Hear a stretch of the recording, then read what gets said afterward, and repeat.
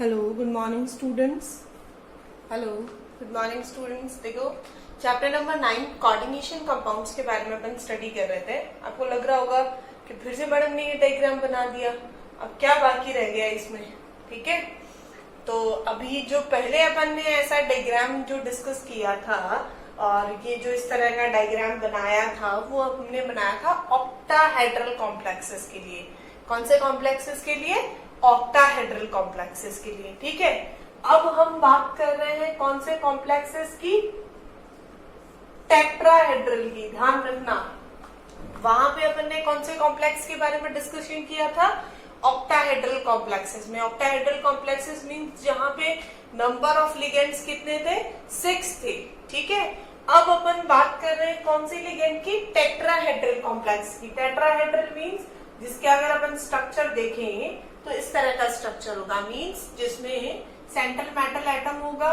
ठीक है, और इस पे कौन अटैक कर रहा है?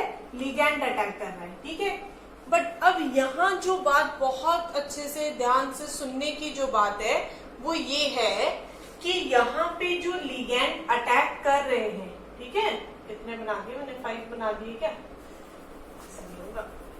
टेट्राहेड्रल है ना, tetrahedral means metal, first ligand ऊपर, सेकेंड, थर्ड एंड फोर्थ। ठीक है, तो ये जो लिगेंड्स हैं ये किस तरह से अटैच होंगे? ये अटैक करेंगे, ये मेटल पे कहाँ अटैक करेंगे? ये एक्सिस से अटैक नहीं करेंगे। ध्यान से सुनना, ये एक्सिस से अटैक नहीं कर रहे हैं। एक्सिस से अटैक नहीं कर रहे हैं, इट मीन्स कहाँ अटैक कर रहे हैं? ये अटैक कर रहे हैं बिटवीन द एक्सिस। ठीक है, बिटवीन द एक्सिस मीन्स मान लो ये अगर एक्सिस है, ठीक है, तो ये यहाँ अटैक नहीं कर रहे हैं, ऑन द एक्सिस के लिगेंड अटैक नहीं कर रहे हैं, ये अटैक कर रहे हैं बिटवीन द एक्सिस। ठीक है, और आपको पता है कि बिटवीन द एक्सिस जो ऑर्बिटल्स होते हैं, एक मिनट ध्यान से देखना, मैंने यहाँ पे क्या किया है, ये एक इस तरह से एक एरो ड्रॉ किया है। ठीक है, और इसके नीचे क्या मेंशन किया है? एनर्जी। जो ऑक्टाहेड्रल स्ट्रक्चर्स थी ना जिनका अपन ने डायग्राम पढ़ा था, वहां पे भी ये सेम चीज थी। ठीक है, ये किस चीज को रिप्रेजेंट कर रहा है बेटा? एनर्जी को रिप्रेजेंट कर रहा है। ठीक है, कि एनर्जी जो है वो इस डायरेक्शन में ऊपर जा रही है। ठीक है, जहां यहाँ भी अपन देखते हैं कि ये हायर एनर्जी वाले हैं, ये लोअर एनर्जी वाले हैं। ठीक है, तो ये जो डायरेक्शन है वो एनर्जी को रिप्रेजेंट कर रहा है। क्लियर है? ठीक है, चलो अब इधर देखो, यहाँ हम बात कर रहे हैं टेट्राहेड्रल लिगेंड्स की। तो टेट्राहेड्रल लिगेंड्स में क्या होगा? फर्स्ट फ्री जो डी ऑर्बिटल्स होते हैं मेटल के, वो अगर फ्री स्टेट में होंगे, देखो मैंने यहाँ मेंशन किया है D X Y, D Y Z, D X Z, D X square minus Y square and D Z square. ठीक है, 5 डी ऑर्बिटल्स हैं, और ये जो 5 डी ऑर्बिटल्स हैं इनकी एनर्जी कैसी है? सेम है, means D generated energy level पे है ये। ठीक है, अब जब ये डी जनरेट एनर्जी लेवल पे हैं और इनके जो स्फेरिकल शेप है उसमें जब लिगेंड आएगा तो इनकी एनर्जी क्या हो जाएगी? इंक्रीज हो जाएगी। ठीक है, मीन्स ये एवरेज एनर्जी पे आ जाएंगे, मींस एनर्जी में डिफरेंस नहीं आ रहा है। ठीक है, एनर्जी सबकी सेम है, बट जो एक्चुअल एनर्जी थी उससे क्या हो जाएगा? थोड़ा सा इंक्रीज हो जाएगा। ठीक है, तो average energy of the D orbital in the spherical crystal field means जब लिगेंड उनके पास आ रहे हैं तो उसका जो स्फीयर बन रहा है, उसका जो स्फेरिकल क्रिस्टल फील्ड है, उसका जो फील्ड है, उसकी वजह से मेटल के डी ऑर्बिटल्स की क्या हो रही है? एनर्जी इंक्रीज हो रही है। ठीक है, फिर हमने क्या देखा कि लिगेंड जो होंगे वो अब क्या करेंगे? अटैक करेंगे। ठीक है, किस पे अटैक करेंगे? मेटल के डी ऑर्बिटल्स पे अटैक करेंगे। ठीक है, ऑक्टाहेड्रल में क्या हो रहा था? वो अटैक कर रहे थे ऑन द एक्सिस। ठीक है, और ऑन द एक्सिस जब अटैक कर रहे थे मींस ईजी वाले जो ऑर्बिटल्स हैं वो कहाँ गए? ऊपर की तरफ गए थे, बिकॉज ऑन द एक्सिस कर रहे थे मींस उनकी एनर्जी क्या थी? ज्यादा थी, और जिनकी एनर्जी ज्यादा होती है आपको पता है एनर्जी का डायरेक्शन अपन ये वाला डायरेक्शन देख रहे हैं, तो एनर्जी कहाँ जाएगी? अपवर्ड डायरेक्शन में जाएगी। बट यहाँ पे टेट्राहेड्रल में बात करें, ध्यान से सुनना बेटा, टेट्राहेड्रल में अगर हम बात करें तो कहाँ जाएंगे?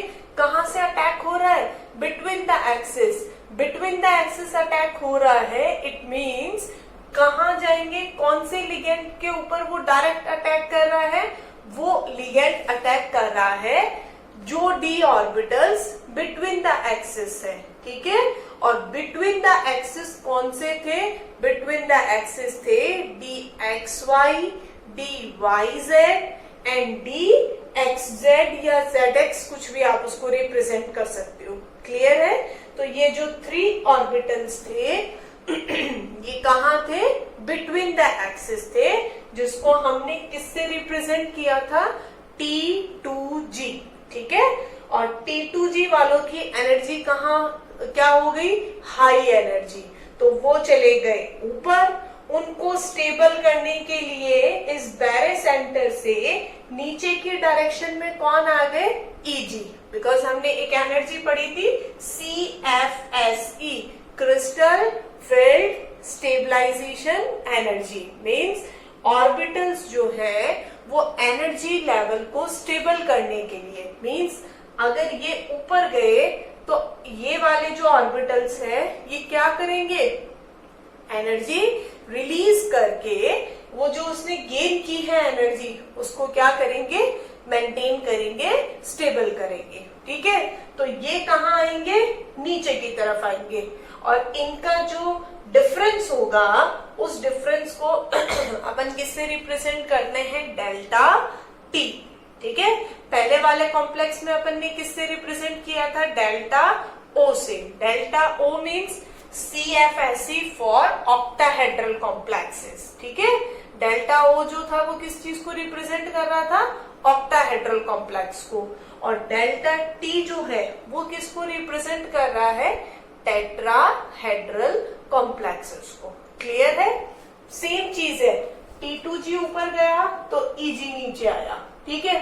वहां T2G कितने बाई 5 पार्ट से कितने पार्ट से नीचे आ रहा था, ऑक्टाहेड्रल में 2/5 से नीचे जा रहा था ना। यहाँ भी सेम कंसेप्ट होगा, ये 2/5 पार्ट से ऊपर चला जाएगा, ये 3/5 पार्ट से नीचे आ जाएगा। और हम अगर DQ में बात करें तो ये 4DQ से ऊपर जाएगा, और ये जो होगा, ये ऑर्बिटल्स होंगे वो 6DQ से नीचे जाएंगे। क्लियर है। तो ये जो डायग्राम है एज इट इज ऑक्टाहेड्रल के जैसा ही है, यहाँ ये सारी चीजें ऑक्टाहेड्रल और टेट्राहेड्रल में सेम है, ठीक है। बस डिफरेंस क्या है, ऑक्टाहेड्रल में Eg वालों की एनर्जी ज्यादा थी इसलिए वो ऊपर चले गए, और T2G वाले नीचे आ गए। यहाँ पे T2G की एनर्जी ज्यादा है तो वो ऊपर चले जाएंगे, और Eg वाले नीचे आ जाएंगे। क्लियर है, ठीक है। चलो अब हम बात करते हैं इलेक्ट्रॉन कैसे फिल करेंगे, ठीक है। अब इलेक्ट्रॉन फिल करने का भी सेम पैटर्न है कि स्ट्रॉन्ग फील्ड है या फिर वीक फील्ड है, ठीक है। स्ट्रॉन्ग फील्ड होगा तो पेयरिंग होगी, वीक फील्ड होगा तो पेयरिंग नहीं होगी, ठीक है। और पेयरिंग हुई या नहीं हुई, क्या हुआ, ये आपको पता है 2 टाइप की एनर्जी पे डिपेंड करता है, that is delta T and P. P is the pairing energy, ठीक है। आपको पता है स्ट्रॉन्ग फील्ड के लिए क्या होता है, एनर्जी गैप ज्यादा हो जाता है, ठीक है। पूरा एक्सप्लेन किया हुआ है ना ऑक्टाहेड्रल के लिए। एज इट इज वही सेम चीज टेट्राहेड्रल के लिए होगी, ठीक है। आपको ज्यादा सोचने की जरूरत नहीं है। फॉर एग्जाम्पल अगर मैं स्ट्रॉन्ग फील्ड की बात करूं, ठीक है, स्ट्रॉन्ग फील्ड मीन्स जहां क्या होनी है, पेयरिंग होनी है, तो D1 देन D2, ठीक है। अब D3 यही आएगा, पेयरिंग करेगा, देन D4, 5, 6, 7, 8, 9, 10, ठीक है। और अगर हम बात करें वीक फील्ड लिगैंड की, तो वीक फील्ड लिगैंड में क्या होगा, वीक फील्ड लिगैंड में होगा 1, 2। अब वीक फील्ड है तो मीन्स पेयरिंग नहीं होगी, ठीक है। और नहीं होगी तो कहां जाएगा, ऊपर जाएगा वो इलेक्ट्रॉन, तो 1, 2, then 3, 4, 5, then again 6, 7, 8, 9 and 10, ठीक है। सेम कंसेप्ट वो ही रहेगा सॉरी ऑक्टाहेड्रल वाला सेम कंसेप्ट रहेगा, इलेक्ट्रॉन फिल करने वाला, कोई प्रॉब्लम नहीं है, ठीक है। अब ये हो गई अपनी किसकी बात, CFT की बात। हमारा CFT जो है वो कंप्लीट हो चुका है।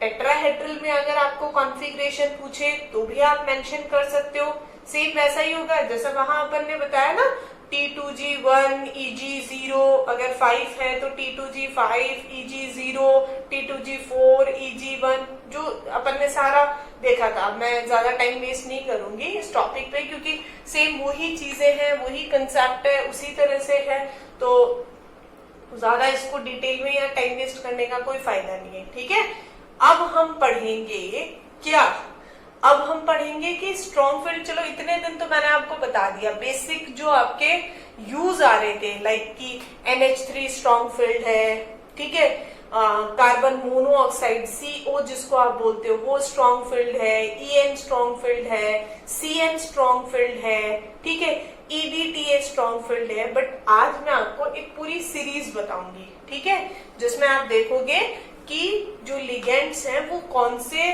कहाँ प्रेजेंट होते हैं, कौन से स्ट्रॉन्ग फील्ड है, कौन से वीक फील्ड है, ठीक है। और उस सीरीज जो है उसी में वहां पे CFT जो है, क्योंकि आपको पता है कि हर चीज की कुछ ना कुछ लिमिटेशन तो होती है, ठीक है। आपको बताया था कि CFT के बाद में कौन सी थ्योरी आई थी, LFT आई थी। और LFT क्यों आई, क्योंकि CFT में कुछ ना कुछ ड्रॉबैक रहे होंगे, कुछ ना कुछ लिमिटेशन होगी, तभी LFT आई थी, ठीक है। कोई भी नई थ्योरी आने के पीछे रीजन क्या होता है कि पहले वाली जो थ्योरीज हैं उसमें कुछ ना कुछ गड़बड़ थी, ठीक है, उसमें कुछ ना कुछ कमी रह गई, उसमें कुछ ना कुछ लिमिटेशंस थी, जिसकी वजह से नेक्स्ट थ्योरी आई है, ठीक है। तो यहाँ अपन अब बात करेंगे, एक सीरीज होती है जिसको हम बोलते हैं स्पेक्ट्रोकेमिकल सीरीज, ठीक है। और उस स्पेक्ट्रोकेमिकल सीरीज के थ्रू अपन ये देख सकते हैं कि कौन से लिगेंड स्ट्रॉन्ग फील्ड है और कौन से वीक फील्ड है, ठीक है। और उसके बाद में हम बात करेंगे CFT के ड्रॉबैक की, या जो CFT का लिमिटेशन था उसकी, ठीक है। और देन नेक्स्ट जो थ्योरी अपन पढ़ेंगे दैट इज वर्नर्स थ्योरी, ठीक है। एक बात बहुत अच्छे से ध्यान रखना, वर्नर जो थ्योरी थी वो सबसे पहले आई थी, ठीक है, बट आपकी नोट्स में वो स्किप हो गया था, इसलिए मैंने उसको स्टार्ट नहीं किया कि आप कंफ्यूज हो जाओगे, आपको मिलेगा नहीं कि वर्नर थ्योरी कहाँ है, मैडम कौन सा टॉपिक पढ़ा रही है, इसलिए मैंने ये दोनों थ्योरीज करवा दी, ठीक है। अब आप देखोगे इसके बाद में आपके जो नोट्स है उसमें वर्नर थ्योरी है, वो थ्योरी सबसे पहले आई थी। इनिशियली जो थ्योरी आई थी वो वर्नर थ्योरी ही थी, जो वर्नर ने दी थी। और वर्नर जो एक साइंटिस्ट था उसको कोऑर्डिनेशन कंपाउंड्स का फादर भी बोलते हैं, ठीक है। Werner is the father of the coordination compound. उसी ने सबसे पहले बताया था दैट कोऑर्डिनेशन बॉन्ड क्या होता है, किस तरह से बनता है, वो सारी चीजें क्लियर। तो पहले हम बात करेंगे स्पेक्ट्रोकेमिकल सीरीज के बारे में, दैट स्पेक्ट्रोकेमिकल सीरीज क्या होती है, किस तरह से बनती है स्पेक्ट्रोकेमिकल सीरीज, और उसके ड्रॉबैक क्या है, ठीक है।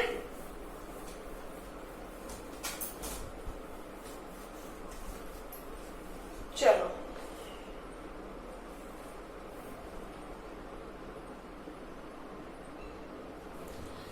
तो देखो, स्पेक्ट्रोकेमिकल सीरीज की अपन बात कर रहे थे, ठीक है। स्पेक्ट्रोकेमिकल सीरीज मींस आपको बताया था कि लिगेंड्स जो होते हैं उनमें क्या होता है, लिगेंड्स के अंदर एक अरेंजमेंट होता है। लिगेंड्स को अपन ने 2 कैटेगरी में डिवाइड किया था, first is strong field ligand and second is weak field ligand, ठीक है।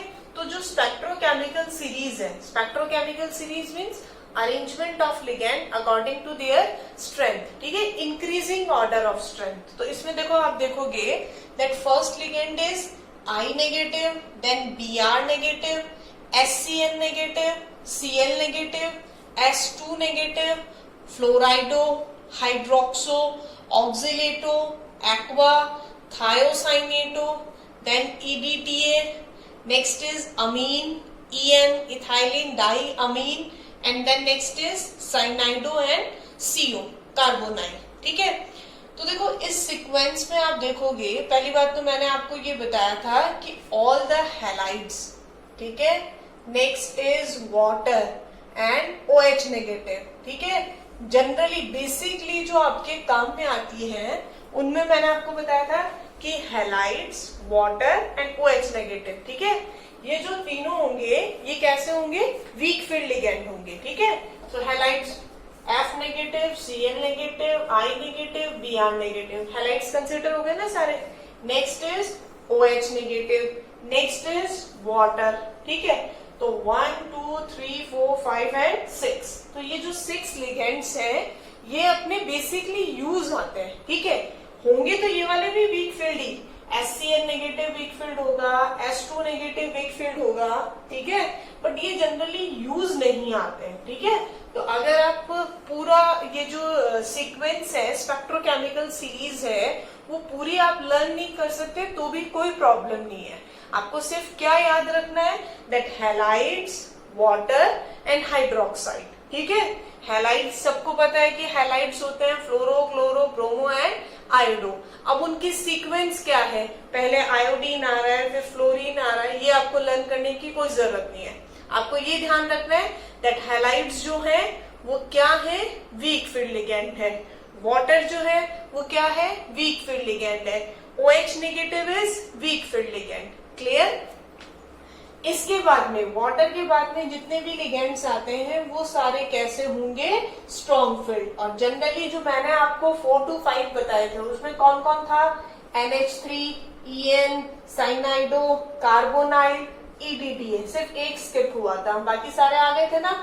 ठीक है, तो आप इस बेसिस पे भी आप देख सकते हो कि स्पेक्ट्रोकेमिकल सीरीज के ऑलमोस्ट जितने लिगेंड्स थे वो अपन ने सारे कवर कर लिए थे उन एग्जाम्पल्स के थ्रू। ठीक है, अब सब बच्चों के दिमाग में एक क्वेश्चन अराइज हो रहा होगा कि यहां तक तो ये तो वीक फील्ड है, OH भी वीक फील्ड है और वाटर भी वीक फील्ड है, और इसके बाद वाले स्ट्रॉन्ग फील्ड है।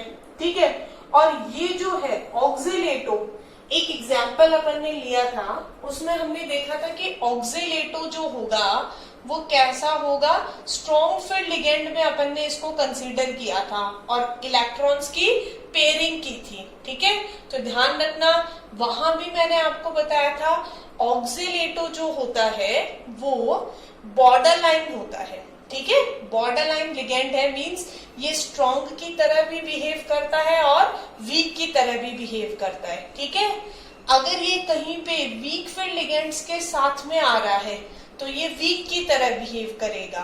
ठीक है, स्ट्रॉन्ग के साथ आ रहा है तो स्ट्रॉन्ग की तरह बिहेव करेगा, और अगर ये अकेला आएगा, ठीक है, अगर ये कॉम्प्लेक्स में अकेला है तो ये स्ट्रॉन्ग की तरह ही बिहेव करेगा। ध्यान रखना, ऑक्सिलेटो इज स्ट्रॉन्ग फील्ड लिगेंड अगर वो कॉम्प्लेक्स में सिंगल लिगेंड है तो। ठीक है, बट अगर ये लिगेंड वाटर के साथ या फिर किसी और वीक फील्ड लिगेंड के साथ आ रहा है तो ये as a weak field ligand ही वर्क करेगा। ठीक है, तो ये तो अपन ने सीरीज देख ली जिसके अपन ने बहुत सारे एग्जाम्पल्स भी देखे हैं कि भाई ये आएगा तो वीक फील्ड होता है, ये स्ट्रॉन्ग फील्ड होता है, पेयरिंग होगी नहीं होगी, सारी चीजें देखी। ठीक है, बट उसके बाद में यहाँ एक्सेप्शन क्या है, अब मैंने यहाँ पे पॉइंट लिख रखा है, point charge. So point charge का मीनिंग क्या होता है और यहाँ इसको एक्सेप्शन क्यों कंसीडर किया है, स्पेक्ट्रोकेमिकल सीरीज में ऐसा क्या है जो CFP के लिए एक्सेप्शन हो गया, उसके लिए एक लिमिटेशन हो गई। तो देखो, आप ध्यान से देखना, ये जितने भी लिगेंड्स को इसने वीक फील्ड कंसीडर किया है, ठीक है, उन सब पे कैसा चार्ज है, नेगेटिव चार्ज है। ठीक है, एक पॉइंट होता है, एक पॉइंट चार्ज मीन्स ये तो राइमेटिकली हो गया। ठीक है, means point means negative charge अगर किसी लिगेंड पे, ठीक है, ध्यान से सुनना, अगर नेगेटिव चार्ज किसी लिगेंड पे है तो जनरली ये देखते हैं कि नेगेटिव चार्ज जिसको अपन बोलते हैं पॉइंट चार्ज, ठीक है, तो वो पॉइंट चार्ज में जो स्प्लिटिंग कैपेसिटी होती है, स्प्लिट करने की कैपेसिटी होती है, वो क्या होनी चाहिए, ज्यादा होनी चाहिए। ठीक है, मीन्स वो ज्यादा स्ट्रॉन्गली क्या करना चाहिए,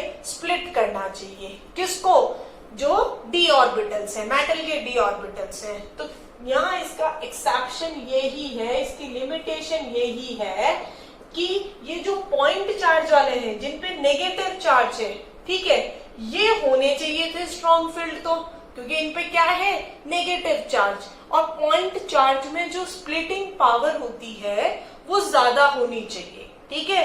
और यहाँ अगर अपन देखें तो ऑलमोस्ट जो होंगे वो सारे के सारे न्यूट्रल है।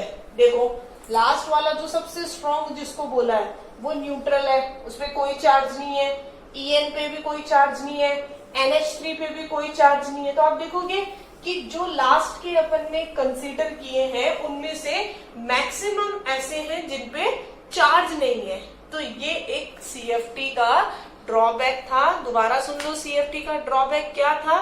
CFT के ड्रॉबैक ये था कि उसने ये बोला कि ये वाले लिगेंड स्ट्रॉन्ग फील्ड लिगेंड है, बट देखने से ऐसा लग रहा है, या अगर हम पॉइंट चार्ज की बात करें तो ये तो न्यूट्रल है, ठीक है, तो इनकी स्प्लिटिंग पावर कम होनी चाहिए, और जो नेगेटिवली चार्ज लिगेंड है उनका स्प्लिटिंग पावर ज्यादा होना चाहिए। क्लियर है सब बच्चों को, ठीक है। तो ये एक ड्रॉबैक था CFT का, ठीक है। इसके अलावा CFT का ड्रॉबैक ये भी था कि CFT ने सिर्फ और सिर्फ अपनी जो जितने भी डिस्क्रिप्शन थी, सारा सब कुछ जो अपन ने पोस्टुलेट्स में भी बात की थी, किसके बारे में बताया था, ओनली d ऑर्बिटल्स के बारे में बताया था, ठीक है। उसने s और p का कहीं जिक्र भी नहीं किया, कुछ भी नहीं बताया, s और p के बारे में, हाइब्रिडाइजेशन के बारे में कुछ नहीं बताया, ठीक है। तो मेन जो ड्रॉबैक था CFT का वो ये वाला ही था, ठीक है, कि CFT ये अच्छे से एक्सप्लेन नहीं कर पाया कि इनको तो स्ट्रॉन्ग फील्ड उसने क्यों कंसीडर किया, ये जो स्पेक्ट्रोकेमिकल सीरीज है ये ऐसी क्यों बनाई, ठीक है। पॉइंट चार्ज वालों को क्या करना चाहिए था, स्ट्रॉन्ग फील्ड कंसीडर करना चाहिए था, ठीक है। अब आप देखोगे मैंने एक रिलेशन यहाँ मेंशन किया है, ठीक है, आपको लगेगा ये चीज कहां से आ गई, ये चीज देखो ये है, delta T is tetrahedral ligand and delta O is octahedral ligand. दोनों में एक रिलेशन होता है, delta T is equals to होता है 4/9 डेल्टा O, ठीक है, मीन्स ये इसका इतना पार्ट होता है, ठीक है। अब ये आया कहां से रिलेशन, ये रिलेशन के लिए, ये जो रिलेशन है इसको कैलकुलेट करने के लिए बहुत लंबा चौड़ा मेथड है, और ऑलरेडी ये चैप्टर इतना बड़ा है और इसमें इतने सारे पॉइंट्स हैं, नए कंसेप्ट है, तो मैं आपको ये चीज नहीं बता रही हूँ, ठीक है। आपके सिलेबस में सिर्फ इतना ही है कि इसमें ये रिलेशन होता है, ठीक है। मीन्स डेल्टा T और डेल्टा O जो होता है ना वो एग्जैक्टली इक्वल नहीं होता है, ठीक है। इसलिए इक्वल नहीं होता है क्योंकि डेल्टा O में होते हैं 6 लिगेंड्स, मीन्स 6 लोग आकर अटैक कर रहे हैं मेटल पे, ठीक है। और डेल्टा T में सिर्फ कितने लिगेंड्स हैं, 4 लिगेंड्स हैं, वो टेट्राहेड्रल है। तो जब 4 लिगेंड अटैक करेंगे, 4 लोग किसी पे अटैक करेंगे, तो उसका जो स्प्लिटिंग का जो पैटर्न होगा वो चेंज होगा, ठीक है। और जब 6 लोग अटैक करेंगे, 6 जो पर्सन्स हैं वो एक सिंगल पर्सन पे अटैक कर रहे हैं, तो वहां स्प्लिटिंग क्या होगी, थोड़ी ज्यादा होगी। तो यहाँ इन दोनों में जो रिलेशन होता है डेल्टा T और डेल्टा O में, ये होता है delta T is equals to 4/9 delta O, ठीक है। ये किस तरह से आया, क्या डेरिवेशन है इसका, अगर किसी बच्चे को पूछना है तो हम क्लास में जब इसका डिस्कशन करेंगे तब इसके बारे में बात करेंगे। बाकी यहाँ आपके कहीं इसका कोई रिक्वायरमेंट नहीं है कि रिलेशन आया कैसे, बट ये रिलेशन होगा। क्यों होगा, क्योंकि दोनों में लिगेंड्स का नंबर सेम नहीं है, और जब लिगेंड सेम नहीं है तो उनपे अटैक करने का जो प्रोबेबिलिटी है उनकी, और जो स्प्लिटिंग का पैटर्न है वो चेंज होगा। आपको वहां कुछ चेंज नहीं करना है, वो सेम पैटर्न में रहेगा, 2/3, 3/5, 2/5, 6DQ, 4DQ, सब कुछ सेम रहेगा, बट ये दोनों एग्जैक्टली इक्वल नहीं होंगे। क्लियर है। तो ये स्पेक्ट्रोकेमिकल सीरीज है और इसमें ये जो रिलेशंस हैं वो अपन ने बात की है इसकी, ठीक है। तो आपका CFT एंड VBT दोनों पॉइंट कंप्लीट हो गए हैं। अब जो नेक्स्ट पॉइंट हम बात करेंगे, नेक्स्ट थ्योरी के बारे में बात करेंगे, दैट इज वर्नर्स थ्योरी, ठीक है।